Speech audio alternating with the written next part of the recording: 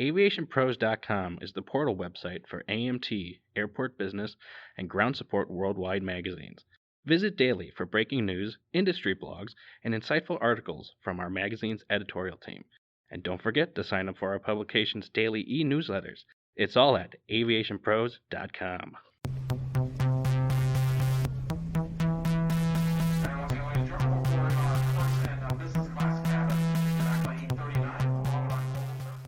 Hello, everyone, and welcome to another edition of the Aviation Pros podcast. I'm Joe Petrie, Editorial Director for Aviation Pros. Private aviation company Linx is making a strong entrance into the Florida market with the recent opening of a new private terminal at Miami-Opa Locka Executive Airport and the acquisition of Southern Jet at Boca Raton Airport. I recently spoke with Jamie Walker, President and CEO of Linx, about the moves and how the company is positioning itself to grow as we move past the pandemic. So first off, I just want to thank you for speaking with me today. Tell me a little bit about why South Florida is seen as such a prime market for Linx. Yeah, well, thank you for having me. So we've been in business since 1999, and over the last, call it 23 years, since we founded a company in Omaha, Nebraska, Florida has been on our radar.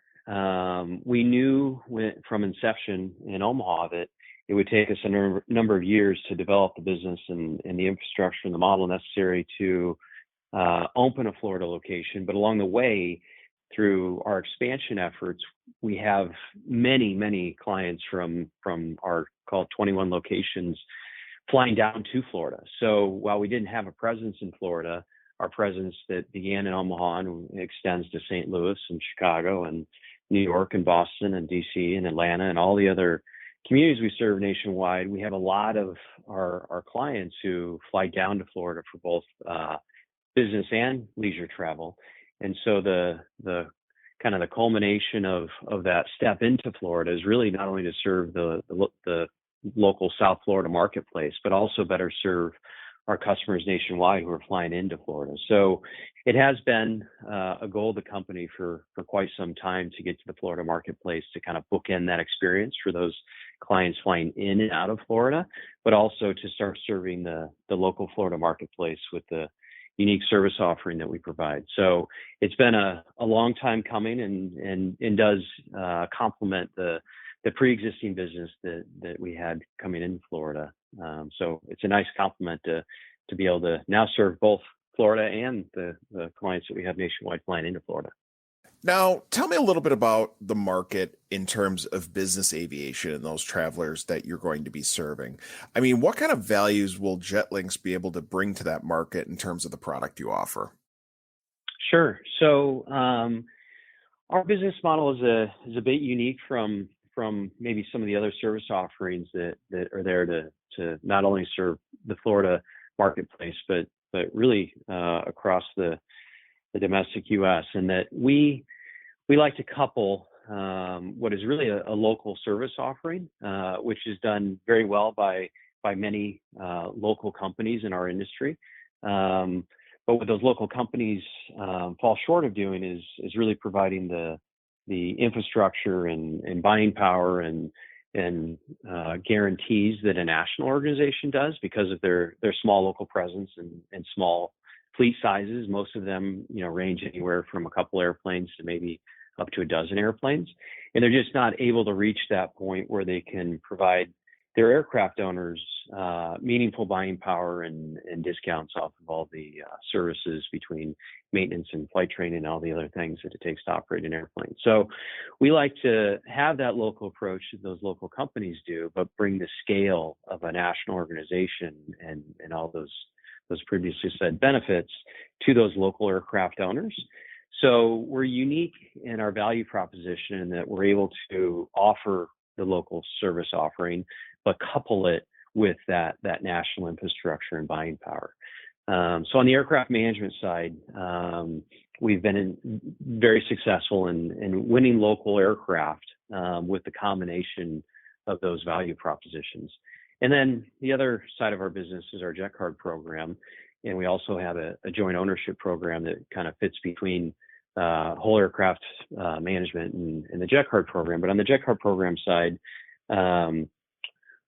similar in that we're the only national provider of a local jet card service offering. So our local aircraft owners and our jet card members go through a local private terminal experience rather than through an FBO. And they call a local number. They deal with a local team. So 100% of their interface on both the jet card side and the aircraft owner side is a local interface, which is quite different and frankly unique. We're the only ones that are providing that level of service to the jet card consumer as well. So in doing so and having both localized, we're also able to, from a jet card perspective, offer great value proposition in terms of our hourly rates. So our model allows us to significantly reduce the number of deadheads for aircraft, empty aircraft flying around to service our jet card base.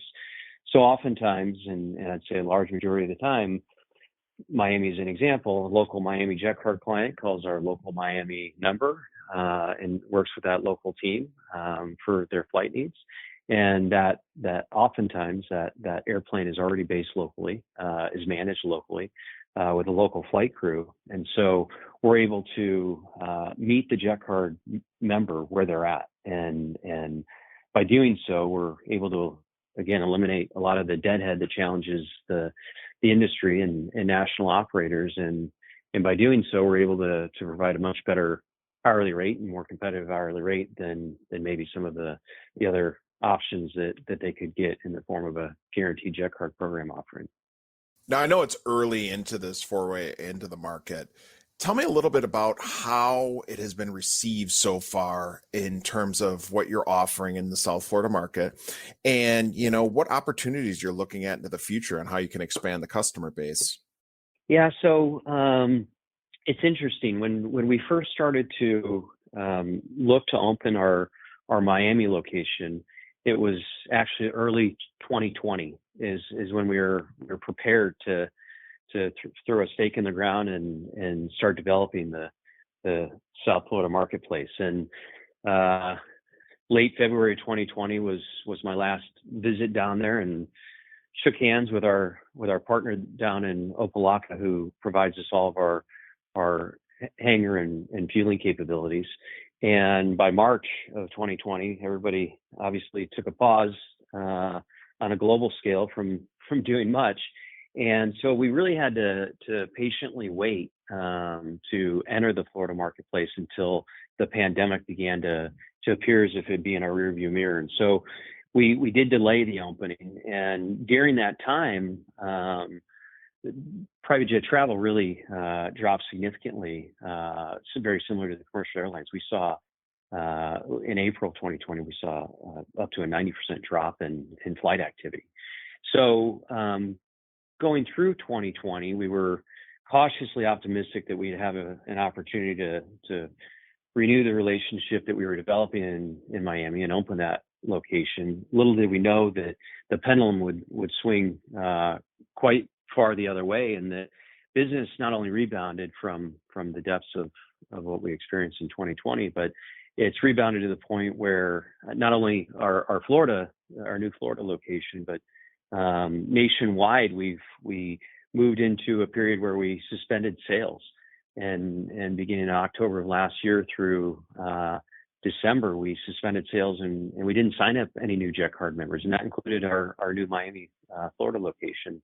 And that we just wanted to make sure that we had enough availability of our, call it 120 airplanes in that fleet to provide service to those members that we already served. So entering the Miami and South Florida marketplace has been interesting in terms of a timing perspective, because while we want to open up the floodgates and let everyone in that marketplace experience JetLinx difference in our 5-star service, we've had to really temper the inflow of jet card members. So the demand has been very high, not only in Miami for our services and now Boca Raton, but we've had to temper how many new jet card members we could sign up just to make sure that we could service them all. So the short answer to your question is it's been received very well. We just wish we had 250 airplanes to serve everybody. So hopefully we can continue to add new aircraft in the marketplace and let a few more Jet Card members start enjoying our service than we do today. So we really haven't had the opportunity yet to I guess, let everybody into the club. But we're developing a plan to hopefully start feathering a few more in here. We do have a little bit of a wait list that has developed, but we do think we'll be able to start servicing some additional Jet Card members here in the not too distant future. Now, that area of the country, it's a very strong market when it comes to private and business aviation travel. And the competition is fierce, not just for customers, but also labor as well, which has been a challenge across the industry for some time. And it's gotten a little bit more challenging, it seems, since the pandemic has waned a little bit. Can you tell me a little bit about how you're planning to address labor challenges and really make sure that you're able to keep providing the service levels that you want? Yeah, you bet. And as you can imagine, with as many locations as we do serve, as many states as we serve, we're as far west as Arizona, and now as far east as Florida, up to New York, and across to Minnesota. And so we have a very large presence nationwide. And so we're seeing those labor shortages not unique to any individual market. It's a challenge across all of our locations. And I guess one of the advantages that we have and that we've seen, and as recently as this week when I was sitting with our new hire class, because about every week we have a new hire class that I visit with. It's amazing to see when new team members join, and I get to learn more about them and maybe why they selected us over some of their other options. A lot of it boils down to things much greater than comp and work-life balance and all those things, but it's the culture of the company. And that's something that we've been, developing for 23 years.